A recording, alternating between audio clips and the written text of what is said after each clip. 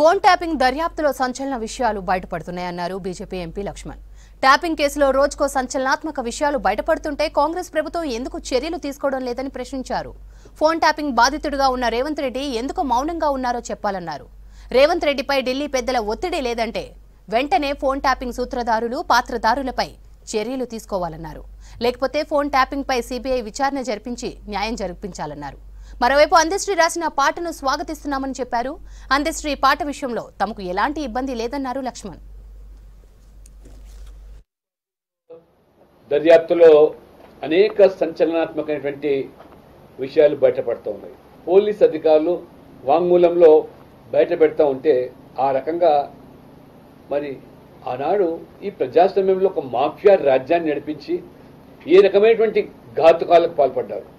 శాంతి భద్రతల కోసము లేదా దేశ రక్షణ కోసం ఉపయోగించాల్సినటువంటి వ్యవస్థను సొంత రాజకీయ ప్రయోజనాల కోసం ప్రతిపక్ష నాయకుల మీద, వ్యాపారుల మీద, మరి అదే రకంగా రియల్టర్ల మీద, జర్నలిస్టులు, అడ్వకేట్స్, డాక్టర్స్, విద్యార్థులు, విద్యార్థి సంఘాలు, నిరుద్యోగులు, చివరికి సోషల్ మీడియాలో చాలా యాక్టివ్గా ఉన్నటువంటి వాళ్ళందరి కూడా ఫోన్లు ట్యాపింగ్ చేశామని వారు చెప్తున్నారు. చివరికి జడ్జీలను సైతం కూడా వద్దలేదని పోలీస్ వ్యవస్థనే ఇంత దుర్వినియోగం చేస్తే ఆనాడు మరి స్వయంగా ఆ పెద్ద ఆయన పేరు మీద, కేసీఆర్ పేరు మీద, అల్లుడు హరీష్ రావు పేరు ఆ యొక్క వాంగ్మూలంలో ప్రస్తావనకు వస్తే ఎందుకు ఇవాళ రేవంత్ రెడ్డి గారు చర్యలు తీసుకోవటం లేదు?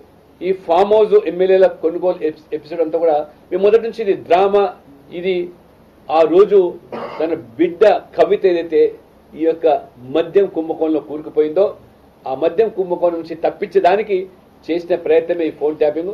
ఆ రకంగా ఢిల్లీ పెద్దలను, బీజేపీ పెద్దలను ఇరికించి ఏదో రకంగా కవితను గట్టెక్కించడానికి చేసినటువంటి మరి కుట్రలు, చర్యలు అని చెప్పి కూడా ఈ వాంగ్మూలంలో మరి బయటపడుతున్నది. బయటకు వచ్చింది కదా అందశ్రీ చేస్తాము, మాకేం అభ్యంతరం లేదు. వెల్కమ్. తప్పకుండా అందశ్రీ వాటను మేము డెఫినెట్గా స్వాగతిస్తాం.